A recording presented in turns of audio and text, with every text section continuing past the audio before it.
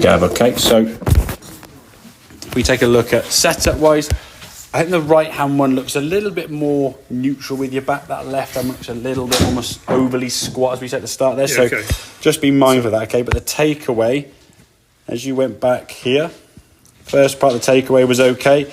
As you get to about here now, maybe the thought of trying to get flatter or get the club behind you more, whatever, that club now. So when your club head gets level with your hands, your hands are above your belt buckle, and the club face now was opened up way behind you. So that club face now is really open, and your hands are really high, This is the rehearsal now you're going to try and do there. So the difference in where your hands are there, your arms now are moving around your body. You're not lifting your arms and hands at all. So you did one more.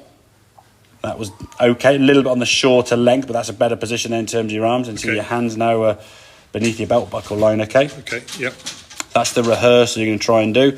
And if you extended a stick up the shaft there, it would be close to your left leg, So with practice with that drill, you'll start getting more to where we want that club to be, okay? Then as you swing it back now with a shot, there's your swing now with the golf ball, okay? So club head is still behind your hand slightly, okay? But a lot less to where it was in comparison to this one here. Your club is there. In fact, your club is there, not there.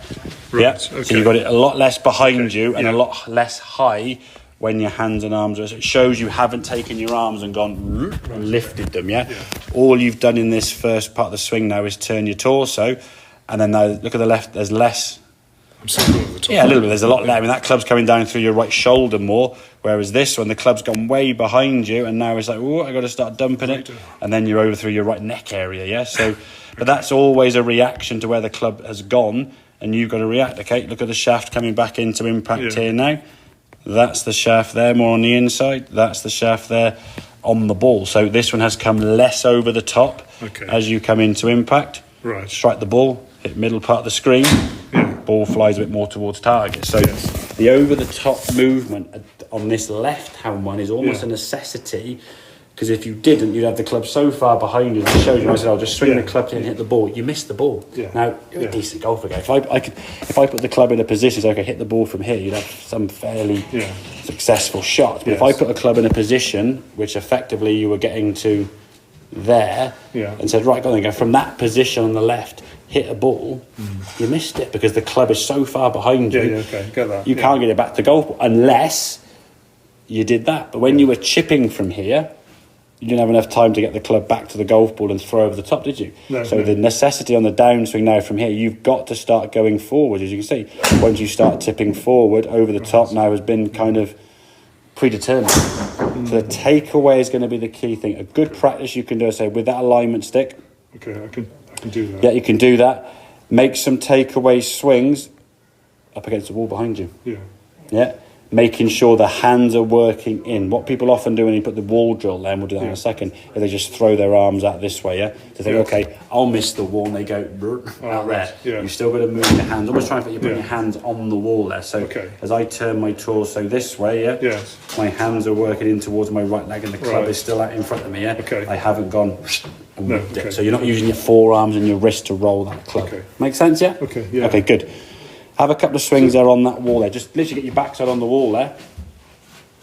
And make some takeaway swings. Just to that sort of halfway back position, the takeaway. Club's going to be hip height roughly. Yeah, there you go. Good. That's fine. Perfect. The club head should be ahead of the arms. Exactly, in front of your hands. Exactly. Yeah, that's what we're trying to feel. Because as you continue on now, as you rotate around the corner, the club's going to work around you. It will go behind you normally, eventually. But that first part of the swing, the club needs to stay a little bit more, we call in front of you, So you're keeping your hands working inside, Good. So you're trying to almost take your right hand. So you watch my right leg now as I go back, okay? I'm going to swing this golf club back now. Gav, watch.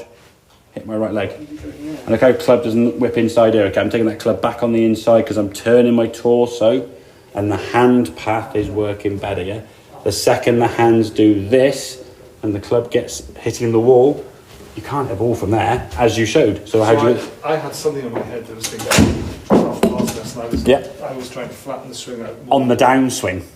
Yeah, you tried to do it too early.